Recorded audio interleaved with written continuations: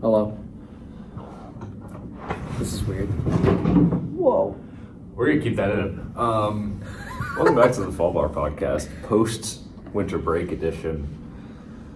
Rhodes College Library is closed at this unknown time of day. Yeah, we don't really have much to do about it. This is like almost better though. It sure looks better. It kind of feels better. It might not be It's better. not better, but it's almost better, which is kind of cool. Yeah. Anyway, Ryan, we were gone for a while. Yeah, we were. And we missed, well, I didn't miss, but there's a lot of moves that happened in the baseball world and a lot of exciting stuff to talk about. Basically, you can start wherever you want to start. Okay. Because there's a lot that we're going to have to cross off here.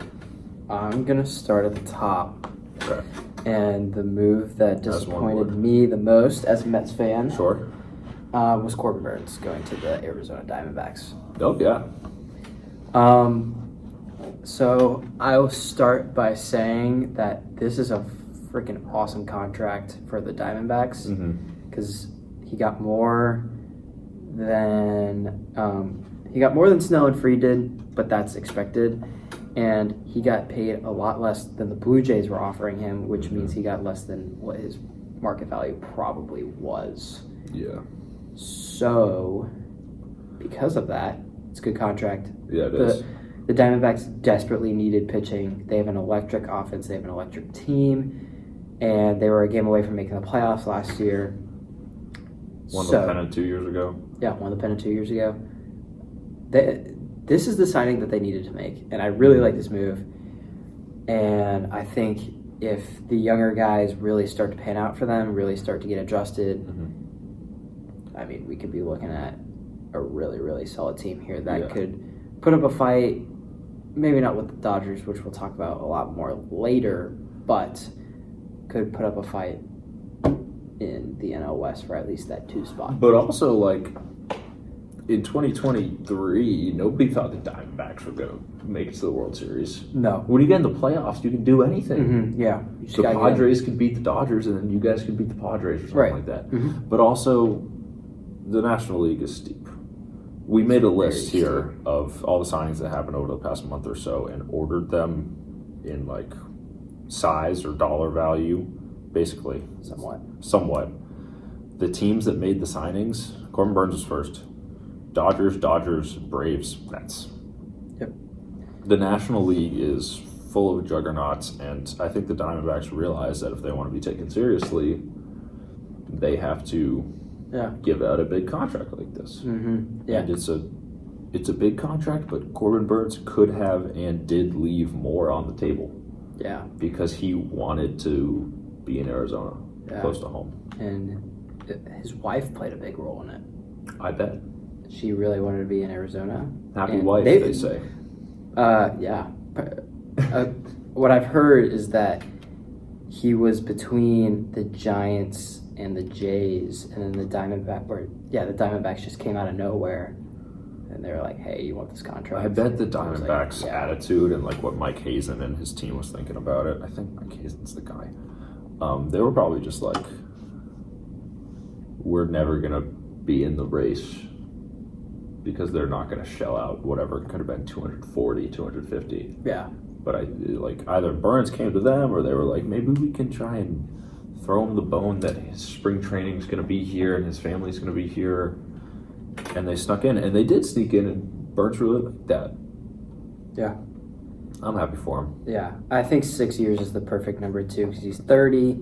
He's probably going to have 1 or 2 more years where he's just as good as he is, and then he'll start to decline. Is there an opt-out in there, Ryan? I'm going to look up if there's an opt-out in there. I haven't really looked at it. I'm pretty sure there is. But also, if he does the 6 years, and he's still, when he's 36, he's obviously not going to be as good, but like Corbin Burnes has the chance to, in 6 years, get another contract. Yeah. Like another like a good 1 year or pretty solid 2 year contract at 36 like a years Max Scherzer contract with the Mets where it was like 3 for 120 or whatever. He can opt out after the first 2. Okay. That's chill. Let's see here. I'm going to go what's just next on the list and go straight to Teoscar Hernandez. Let's just talk about the Dodgers. Let's just talk about the Dodgers as a whole because there's a lot going on There's here. a lot of blue. They need to stop. They don't have to. It's really annoying because this team just won the World Series. Hai-Seong Kim and is they down are here. marginally better than they were last year. So, with that being started, or with that being said, we'll start with Teoscar Hernandez, pivotal piece in the playoffs last year, obviously. Great hitter, subpar defender. You know what you're going to get. You only get him for 3 years, and that's the perfect deal. 22 a year for him is a steal, in my opinion. I thought he was going to get around 27, 28. Well, Teoscar, he had that bad year in Seattle when he got traded there. Yeah. Because everyone, when you go to Seattle and you're a power hitter, all your home runs turn into flyouts. Yeah, pretty much. Anyway, regardless, he bet on himself with the Dodgers. And that was at a time where, because of the Seattle bad year, teams weren't willing to go like 3 years, $50 million. Yeah. And then he bet on himself for 1 year. And now he's got teams lining up to go 3 years with over $20 million AAV. Yeah. And he's in the middle of the lineup of the best team in baseball. He's hitting after Mookie, Freddie, and Shohei Ohtani. God, it's already so ridiculous. And he's probably hitting in front of Will Smith and Max Muncy. Yeah, no, that's awesome. I'm super happy for Teoscar. Yeah. I started liking him a lot last year. I hated him when he was on the Blue Jays because he was really good against us, against the Sox. I liked him and got really excited about the possibility of him coming to the Red Sox. I don't think we were going to get to this number of dollars, and also, how would you not want to go back and play for the Dodgers? Right, yeah. Like, there was no reason to leave. And that was... Right. Yeah. And also, Roki Sasaki, how would you not want to go play for the Dodgers? Yeah. Yeah. I wish he was like a villain and was like, I'm going to go to the Padres and try and beat these guys my whole career. Yeah. Or like some random team. But, I mean... That didn't happen. Didn't happen, but we all saw it coming. I think we both said it when he was first posted that he had Dodger written all over him. Yeah. And it's easy when you're a player from Japan and you're looking all the way over at the United States. You want to, get as close as possible. And I mean, LA is the first team that you see. So I mean, it's easy to just make that transition. And you got guys like Ohtani already on the team, and Yamamoto. Yamamoto. I mean, all these guys, like, there's no reason for him not to go to the Dodgers. Honestly. And win and get developed and get adjusted to playing Major League Baseball, which is a little bit different than Japanese baseball. And yeah, I mean, it's a perfect signing for him. I still don't think we have the contract details. There was a number that came out. He's an international signing, so it's going to be whatever the signing bonus can be. So it's a few million. Yeah, I remember the signing bonus was like it says 1 year, $6.5 million. All right, so the signing bonus is 6.5, but he's got like the rookie eligibility, right? Where you need to post 6 years of service time until you become a free agent. Interesting. Which is the same thing that happened with Ohtani. Yeah. And guys that come over before. There's a certain number of years in Japan that you have to play an MPB before you can get like posted as a free agent. I'm trying to think of guys like Masa Yoshida or Imanaga was a guy like that. Yeah. And they got major league contracts. Yeah. But if you try and go early, then you're treated... I think Kodai Senga was also in that group. Kodai Senga was in that group. But you're treated like an amateur free agent. Yeah, interesting. So that's why it's 6.5 or whatever. Yeah. The Dodgers are really good. Yeah. Their bullpen, they're pitching across the board. They got Tanner Scott, the best reliever.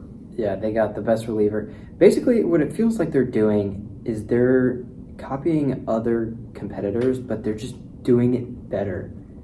And everybody's complaining and saying, oh, they're spending too much money, their payroll is insane, and it is insane. But, I mean, there are a lot of other teams that could have gone after guys like Kirby Yates and Tanner Scott and Hai-Seong Kim, and nobody's doing it. the Dodgers are the first ones to pounce on them, and they're giving them the contracts that they want, and they're making a point about it. There's no salary cap. There's no salary floor either. Yeah. It's always debated whether there should be. But the point of me saying that is like, how can you get mad at the Dodgers for spending all this when it's basically, it's make the best team you can. There are no other rules. Yeah. Like, there's no limit into how much you can spend. So they're just trying to make the best team they can. Yeah. And Why they not? have done it tremendously. Why not? And especially, and it's unfortunate with this year's market, it's been very slow. And I mean, I'm really surprised that we aren't having to break this episode into two with the amount of time that we've taken off from recording. Yeah. It's, what is it, about a month now? And I mean, A there's little more still even. guys out there, and the Dodgers are just going after it first, and they're not waiting for the market to just settle down and for people to just be like, all right, I'll take this deal, whatever, it's been long enough. They're not doing that, and honestly, I applaud them more than I hate them, because there's a lot of people who are like, this is unfair, yada, yada, yada. Unfair. It's not unfair. Everybody could do this. And everybody's owners could put in more money. Everybody's GMs could make a larger budget. There's a chart out there that shows what amount of a team's revenue is going into their payroll. And teams like the Dodgers and the Mets are putting most of their revenue into their payroll. And there are teams like the Rays and the Orioles who are getting all this money, and they're doing nothing with their team. And it sucks for their fans. It really does. But Yeah, that's the reality. The imbalance of it is pretty drastic. I'm going to see if I can find that chart, because That'd be a good one. Maybe we could just like put it up to the camera or something. I don't Yeah. know. I'm trying to get creative here and just high level education classroom. while I'm doing that, you want to give us a little start on new topic? Yeah, I'll give us a start on. I'll talk about Jerks and Profar because I like Jerks and Profar a lot. Me too. I'm tangentially a Braves fan. My best friend from back home is a super big Braves fan. Okay. I think it's a great fit. I think he's a guy, he probably won't have quite the year that he did last year because it was a little bit of an outlier. He's also older. Yeah. I think you can put him in left field and not worry about it. And also he fits he can kind of do anything in a lineup. Like he spent time leading off for the Padres last year. I know once Acuna's healthy, and hopefully their 1-2 can be Acuna and Albies as they like it. But he spent time at the tops of lineups. He gets on base at a pretty good rate. But also he has experience, especially on these Padres teams, hitting 6th and hitting 7th behind some bigger guys. So I think it's a really good get. 3 years is kind of a strong commitment because there's a chance that he's going to fizzle out near the end of that contract. But for now, the Braves needed an extra bat, someone that's can be an everyday player and is pretty reliable. Yeah. And I think that Jerks and Profar was, and for this deal, 3 years, $42 million, I think it's about the best that they could do. Yeah, and honestly, it's the perfect fit for them because they needed help in left field and at shortstop. And Profar is a natural shortstop, and he is a... He won't be playing any shortstop. Yeah, but he's that's what he came up as. He did. And he spent a lot of time. He in the spent plenty of outfield. time in the infield too. So he can do anything. He can really play anywhere. If Matt Olson gets hurt, he could play first base. Sure, yeah. Which Matt Olson hasn't missed a game in like 3 years, but like Well, if someone else gets hurt, he'll play somewhere else. yeah. Maybe just have him catch. I found the chart that I was talking about. Oh yeah. So it's pretty interesting. Let's So just walk you guys through this here. yeah. So the Mets made $393 million in revenue, and they spent 342 of that in payroll. That's a lot. So a lot is coming out of Steve Cohen's pockets there. But you have teams like, let's go down the list. Like the Mariners are making more in revenue than the Mets, and they spent $160 million in That's payroll. insane. Like even if you go to who's 30th, Yeah. the Rays and the Mets revenue is off by $92 million. Their payroll is off by $242 million. Yep. And Puzzling. yeah, it's really interesting. And even like the Cubs, Their revenue was $506 million, which is far more than the Mets. Holy moly! Look at the Red Sox; they were 502. Yeah, and what are we doing? And the Braves made 473. I'm gonna put this up. Oh, this might be flipped, but do with that what you want to do. Screenshot, pause it, have a little fun with it. Yeah, that is good. Fun fact of the day. I like this chart. It's fun. Speaking of your Mets. Yeah. Your Mets re-signed someone that the Mets fan base really grew to like. Oh, yeah. And for good reason. I like him a lot, too. I love him. It's the perfect fit because it might be a little bit of an overpay, like maybe $5 million. That's what free agent pitching is, though. Right, exactly. And when you have a guy who came in and was really struggling, and he honestly was pretty bad at the beginning of the season, and then he completely redid his entire outlook on pitching, redid his mechanics, redid all of that. What he was doing, we could even do it here. I'm going to get up and do it here. All right. He was warming up in the bullpen, and say the plate was there. Yeah. He was throwing to that plate. Yeah. But he was stepping to the left plate and throwing to the right plate. How do you even do that? How do you come up with that? I don't know. I'm going to sit back. But it worked. And it's worked for Chris He had an Sale. awesome end of the year. And he was electric. And if you know anything about pitching or have pitched, you know that making adjustments like that in 1 year and much less in 3 months adjustments are hard. Is really, really difficult. So another year of doing that, I mean, it could be pretty dangerous. Especially making adjustments to the way you move. Yeah. Because we throw so many pitches, you throw so many balls, but it's muscle memory. Yeah. But Chris Sale's older than him and just won a Cy Young. And John Mania, Cy Young. They're very similar. No, I'm not saying that. Okay. But walk me through this Mets rotation here. Tell me what it forecasts like, what you don't like. The Mets need one more arm. I have kind of been screaming for Jack Flaherty the entire offseason. Okay. But yeah, let me pull up the. Yeah, it's an interesting mix here you're looking at. Let's see. Yeah, so Sean Manaea, Kodai Senga, Frankie Montas, David Peterson, and then Clay Holmes and Paul Blackburn in the back end. Paul Blackburn. It's not bad. It's not bad. It's really not by any means bad. It's not great. But it's not great. Senga is still a stud. He was awesome when he pitched. Unfortunately, he wasn't at his best in the postseason and looked like crap. But that's okay. That happens. I think he'll be back. I don't mind the addition of Frankie Montas. He's a very David Stearns-esque player where he came over from Milwaukee. Yeah, he came over from Milwaukee, and he just loves guys like that. David Peterson's awesome. He was electric for the Mets last season. He's kind of one of those guys that just gets weak contact and ground balls and paints the corners. But just goes out there and gets outs a little bit. Very good player. The Mets need one more. Just one, and I was kind of screaming for Corbin Burnes, but I don't really know if we're looking to do that quite right now. Corbin Burnes would have been a big move to put you guys over the hump. Yeah, but it's okay. Stuff happens, and it's okay. Yeah, we'll see. Let's see. I'm pulling up a free agent. There are list. pitchers out there. There's still some guys out there. I would love it if, Flaherty pops up. Clayton Kershaw's still out there. The Mets have checked in on Max Scherzer, which is an interesting one. I've seen tweets in Red Sox land about signing Max Scherzer to be the Red Sox closer.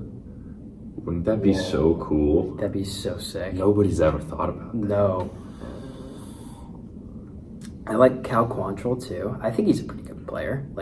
He would, kind of be a good end of the line starter. Are there any other Mets on here while we're at it? We got AJ Minter. Stole him from the Braves. That's a big deal. Yeah, Minter and Winker legend, kind of. are probably my two of my favorite additions. You're a big Jesse Winker guy. Winker was awesome for us Look last at year. this walk rate. He's one of those guys where people just love when he's on his team, when he's on your team, and they don't love him when he's not. That's true. He has so much energy. He is awesome. He's gonna round out the lineup well with a nice lefty bat that we needed.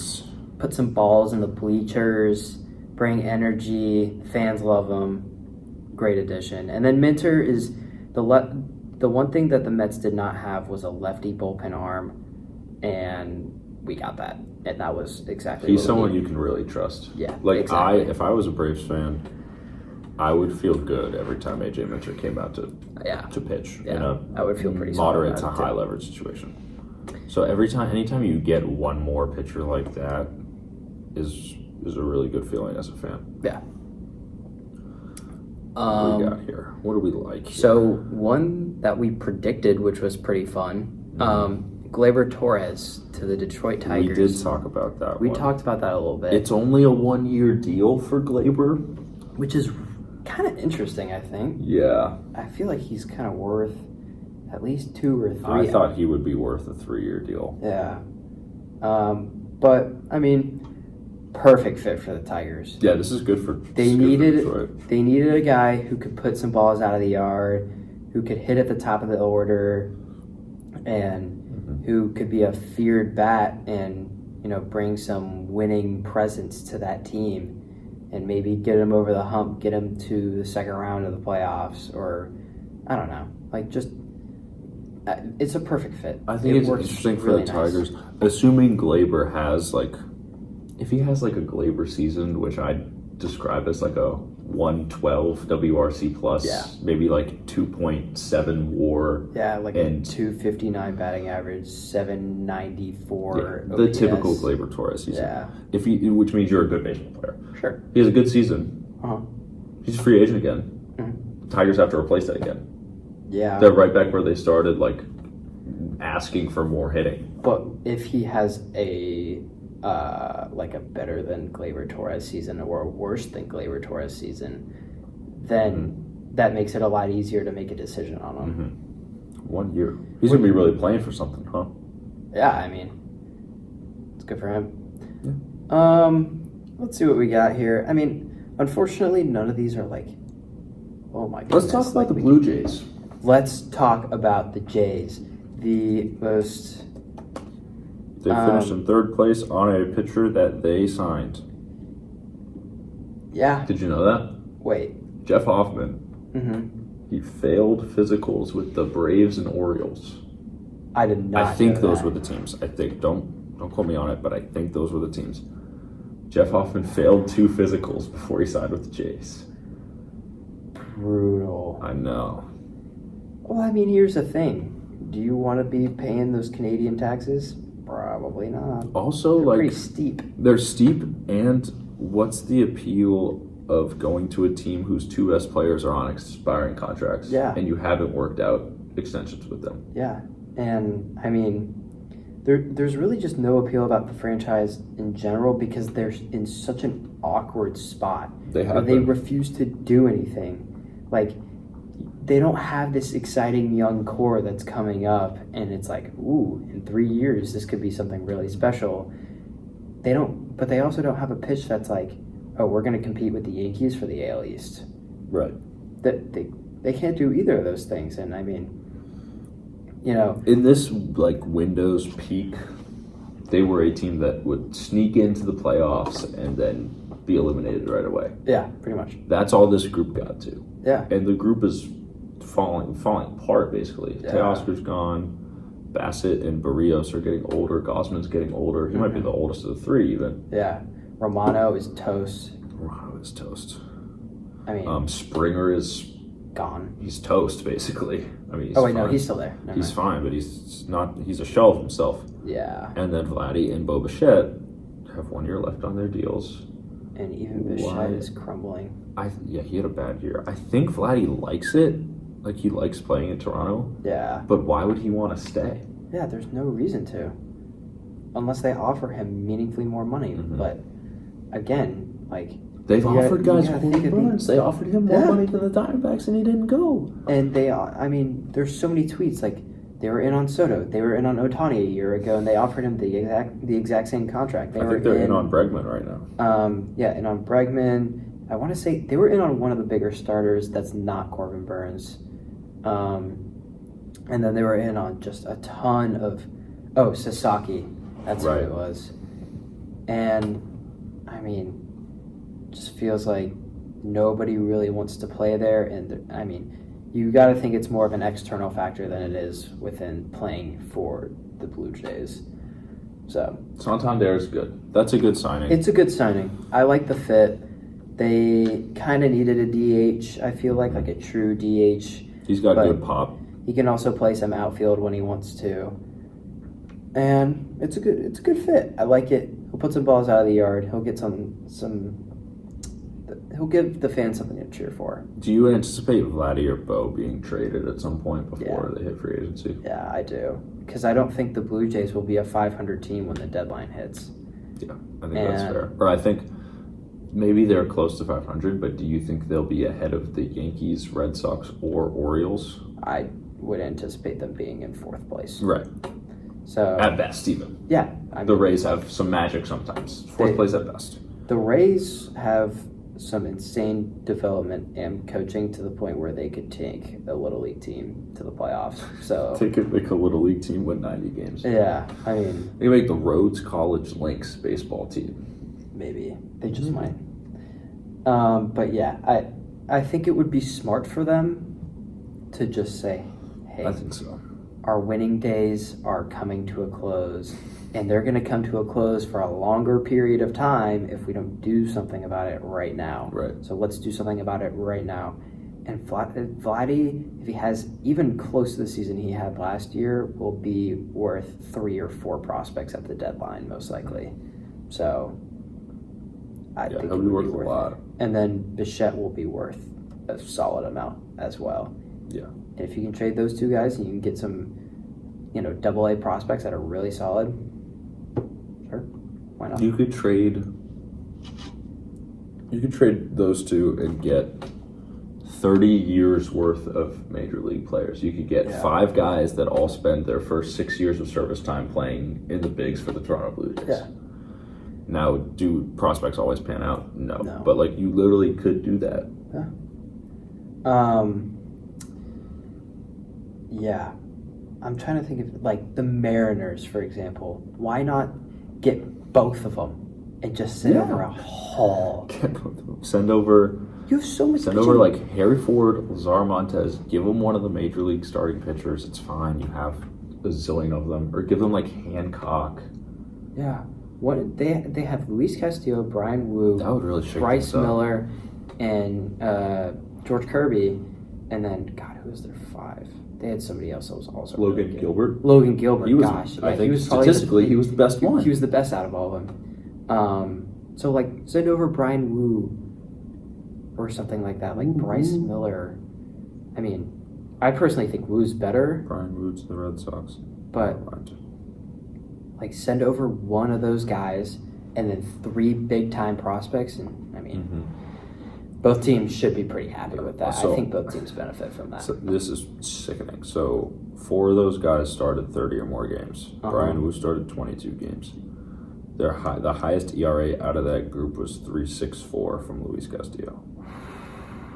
From their highest strikeout guy. Yeah. And their veteran, their leader. Yeah. That's pretty good.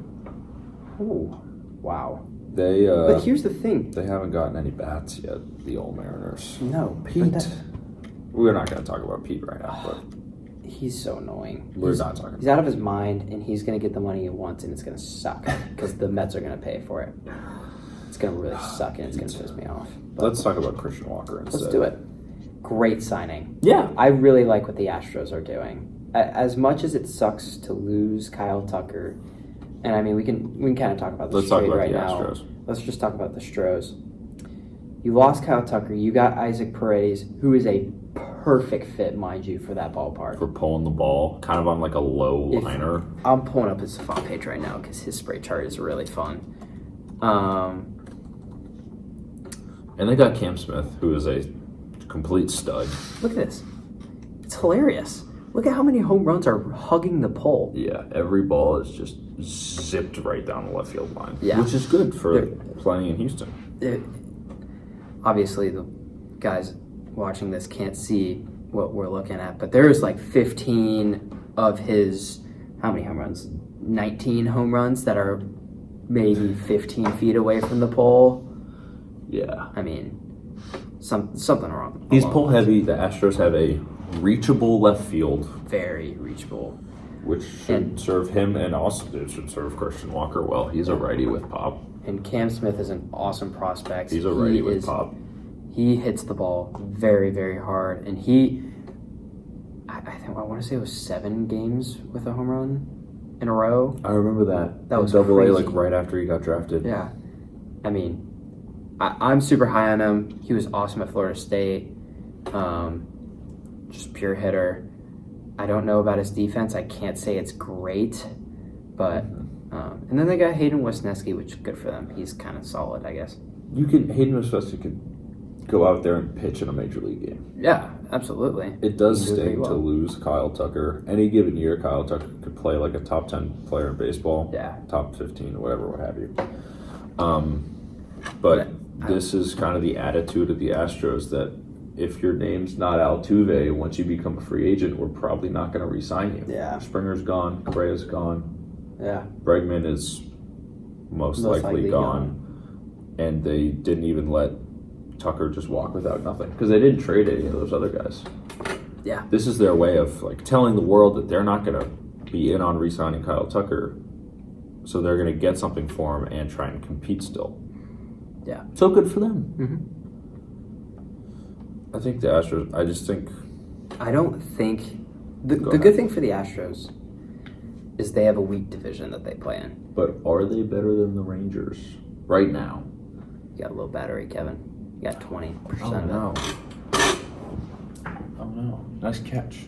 It's recording now. That is. So we're chilling. Low battery mode. All right. What were you saying? Are they better than the Rangers? Astros, Rangers. Let's do it right now.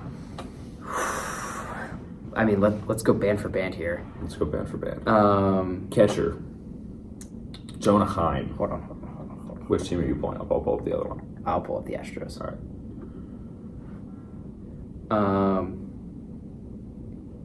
Yeah. All right. Catcher. Jonah Heim and Yainer Diaz. Yainer Diaz. I'm taking Yainer Diaz personally. Yeah, I think so too. Jonah Heim's an awesome defender, but he hasn't been very good, honestly. And Yainer Diaz is 26, and Heim's 31, 2, something like that. First base, not Nathaniel Lau because he was traded to the Nationals, which we probably weren't going to get to. Christian Walker. Yeah, he's over. Clear favorite. Jake Berger. Yeah. Second base, this one's the close one. Altuve versus Simeon. Oh yeah. What I'm thinking of the Cubs for some reason. Semien. I'm taking Semien. I would take Semien. I would rather have Semien on my team. How old is Semien? He's old. He's 34. Okay, so it's Altuve. What was Altuve's WAR last year? It should be right there. 3.9. All right, Semien's 4.2. Yeah, Semien just plays much better defense, and he had a down offensive year last year. So third base. I believe that's going to be Isaac Paredes. The Rangers have Josh Young. Paredes now. Young's upside far exceeds. For this year, Paredes probably. And honestly, the year before, it was probably Josh Young. Yeah. So that's true. It's pretty give or take there. Shortstop, Corey Seager's that dude. Corey Seager's that dude, and he's a lot better than Jeremy Pena. But Jeremy Pena is also good. Yeah, very underrated. Very, very underrated. Outfield, we've got Wyatt Langford, Evan Carter, and Adolis Garcia. Yeah, we got Chaz McCormick, Taylor Trammell, Jake Myers. All right, so the Rangers take a big step in front there. Yeah. And then the pitching, the Rangers pitching is older. We don't have to go like one by one. The Rangers pitching is older, and it's a little thinner. Yeah. One thing, the Astros have aura because they have John Singleton, and if you've ever watched John Singleton hit, he throws the bat, and it's awesome. Anyways, so the Astros have Framber Valdez, Hunter Brown, Ronald Bronco, Spencer Arrighetti, and Hayden Wesneski. Yeah, they do. It's a solid Maybe rotation. they should fix having old Hayden Wesneski slotted up in there. Who's the top 5 for the Rangers? Evaldi, DeGrom. Ever heard of Jacob DeGrom? A couple times. John Gray, Tyler Malley, Cody Bradford. Oh. So also a little thin. Oh gosh. But I don't know like, how much I like that. This Like, could at be a all. fun battle. Like, these are the two Texas teams. I kind of hope they start to hate each other. Yeah. And I hope they're both. Yeah. Before I say I hope they hate each other, I hope they're both good. Yeah. That comes first. I hope they're both good. If I were to put a win projection on them, I would say the Astros will win like 92 games. I was going to say like 91 and the and Rangers 90 will or win something. like 90. Yeah, exactly. So, The Rangers have Jock Peterson now, too, who was on our list. He was a DH. We didn't really go over him. But Yeah. The Rangers have Jock Peterson. And the Astros have Yordan Alvarez. yeah. He's pretty good. He's pretty good. He's What good. do they have on bullpen? 'Cause- Chris Martin. They just signed a Red Sox legend, Chris Martin. The Rangers I bullpen remember- is pretty mid. Yeah, their bullpen was pretty thin outside of Kirby Yates. They and lost him. Kirby Yates So, to the Dodgers, of all places. yeah, but the Astros bullpen isn't really that much better. But it's okay. Yeah. Josh Hader's up there. Brian Abreu's good. The rest of the guys suck. All right, yeah. The NL West's Mariners need hitters to be taken seriously. Oakland, they have Severino. And they got Brent Rooker on an extension. They did get Brent Rooker on an and extension. they signed Jose Leclerc. Quite a team-friendly extension for old Brent Rooker, honestly. So I'm happy for him. Or maybe I'm not happy for him. I don't know. I don't know. And the Angels, who cares? Walker Buehler. I love this signing because I love Walker Buehler. I think Yeah. he's awesome. He's the man. I like him already, too. It was pretty sad to see him decline over the last year. With the injuries. And now it's really awesome to see him succeed.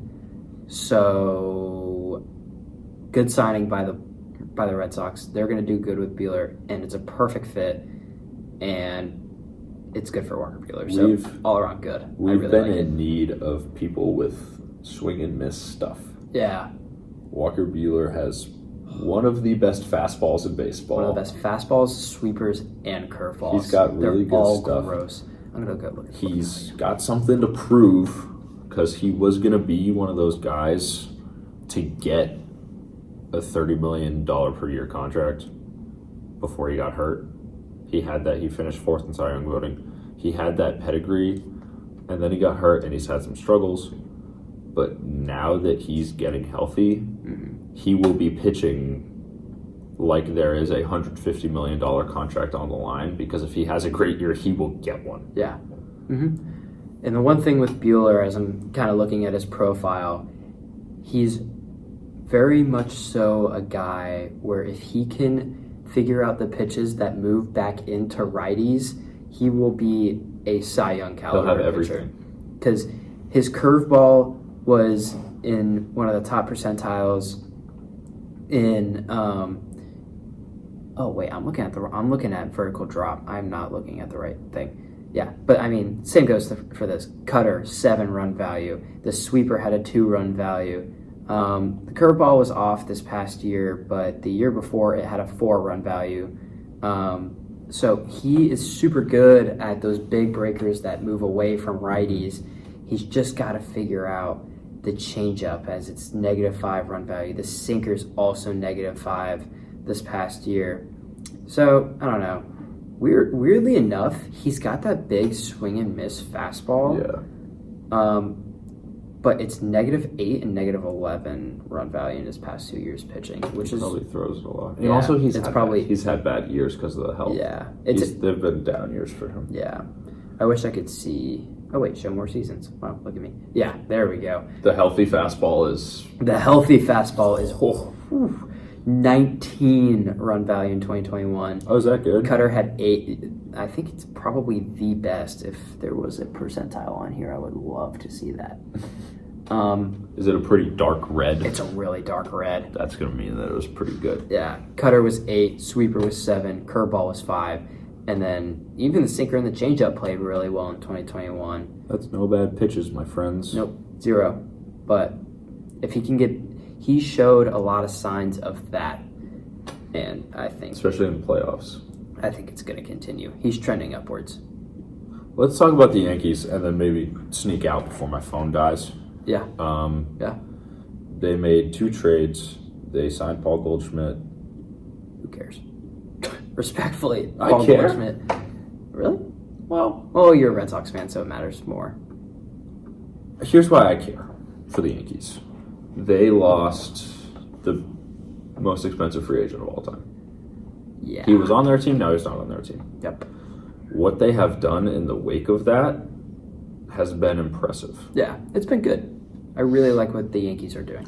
They got Devin Williams. He could be the best closer in baseball. Any given year for the last 4 years or so, you could tell me that Devin Williams will have the best season out of any relief pitcher in the world. Yeah. When he's healthy, he's probably the best. Yeah. At least in the regular season. Mm-hmm. He did have that tough playoff. Pete hit the home run. Pete always comes back to get us, man. Yeah. I mean, frickin' Pete, dude.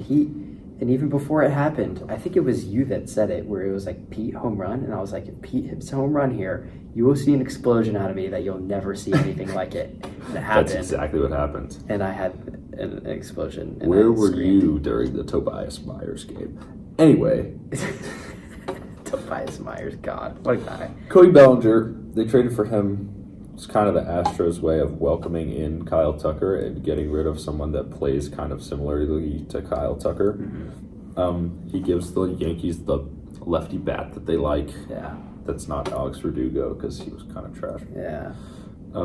Honestly, were you done? I was just going to say that Cody Bellinger can play first base in any of the 3 outfield spots pretty well, which gives them a huge help, especially when they've had to spend so much time putting Judge in center or putting Dominguez in center when he might not be quite ready for it. Like, that's going to be helpful for them. Yeah.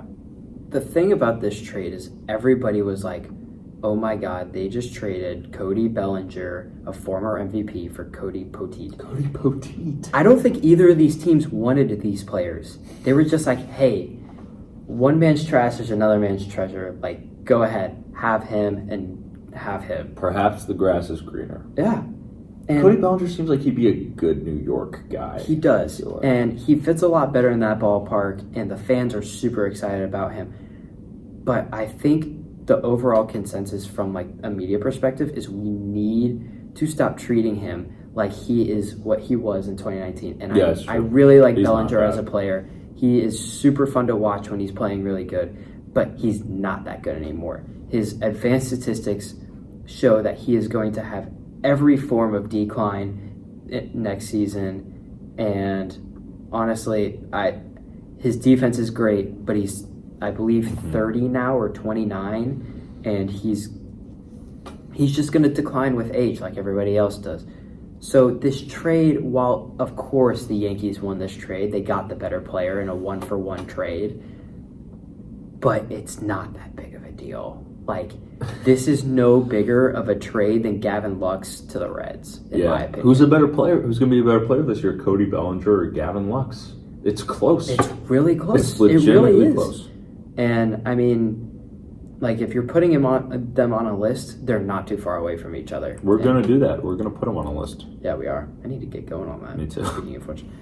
But if you look at the Yankees trade for Devin Williams, I like it a lot more. You get rid of Nestor, who is never going to pitch for you anyways, most likely. Caleb Durbin is cool because he played Division III baseball against a team that we played last year. Who did he play for? Wash U. Really? In St. Louis, yeah. I don't like Caleb Durbin anymore. Yeah, I hate Wash U. We were just talking about Wash U. We were. Well, don't say that so bad about Wash U. Yeah. It got pretty bad against Wash U last year. It's much less their team and more their coach. It got pretty bad against Wash U. Yeah. Anyway, love everyone. Paul Goldschmidt is fine. He's really old. Yeah. Congratulations to Verlander and Charlie Morton, too. Yeah, they're old. I don't really need to spend time talking about them. They got deals. And then the bottom 3, let's just... Carlos Santana, Twins legend. Yeah. Max Kepler, Twins legend. Patrick Sandoval. To the Sox. Angel like, this legend. is exciting. It's not exciting stuff. Not really. But it's... I mean, Patrick Sandoval... Oh, Josh Naylor's down here. He's a big trade. Yeah. Nathaniel Lowe, not really. Josh Naylor, yes. Yeah. I mean, the Diamondbacks get their first baseman that they just lost. Yeah, they're replacing their offense, which is super helpful. Yeah. And will help them. Naylor's not nearly as good, but they could make him as good. Mm-hmm. Who knows? All right, to finish the day, Yankees lose Jose Trevino. That's not finishing the day. Jesus Luzardo for the Phillies. I really like this. Their rotation is awesome. Yeah. And they didn't probably give up that much. I mean, the Dodgers rotation is like messed up good, but like the Phillies rotation is deep.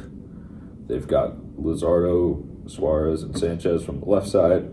They've got Wheeler and Nola from the right side. They have Taijuan Walker, who stinks, but he's still there. He can pitch in a major league ball game. I like that for the Phillies. They're trying to beef up their pitching because you know why? Because they've seen the Dodgers do it and it freaking works. Yeah, it does. And, you know, if you get to a point where the offense has hit a wall or whatever, you can take one of these 5 awesome starters that you have and you can send them elsewhere. Yeah, just sprinkle them. They were open to trading Suarez in the middle of the season. Yeah. Mm-hmm. And just to kind of shake things up. Yeah.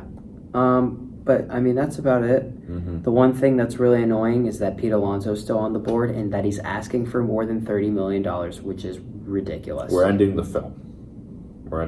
No more Pete. Yeah. No, I'm kidding. Pete. He's just angering me. Yeah. You hit one big home run and now you think you need $30 million. It was really awesome. You hit one big home run. It was not $30 million awesome. Yeah, basically just real quick, some people to look out for. Pete, Alex Bregman, Jack Flaherty. Ha-Seong Kim is still a free agent. He could be a starting shortstop on a major league team. G-Man Choi? G-Man Choi is a free agent? Yeah, I'm not apparently. There are some like relievers out here still. Kenley Jansen's out here. David Robertson, again, old. Yeah. Most of the guys that are still out there are old. Or on the older side. Yeah. It's business. They're going to decline. People don't want to pay as much. We learn these things. Yep. The Mets were talking to Alex Verdugo and it ruined my mood. And on that note, Fallbar podcast, it's Friday. Hopefully this gets out to the world Saturday or Sunday. One of the two. This was a little makeshift studio recording. I kind of enjoyed it. I thought it was a fun. I hope you guys liked it. And until next time, hopefully it won't be a month, but yeah, hopefully not. It won't be. Hopefully soon. All right, Fallbar podcast. Adios.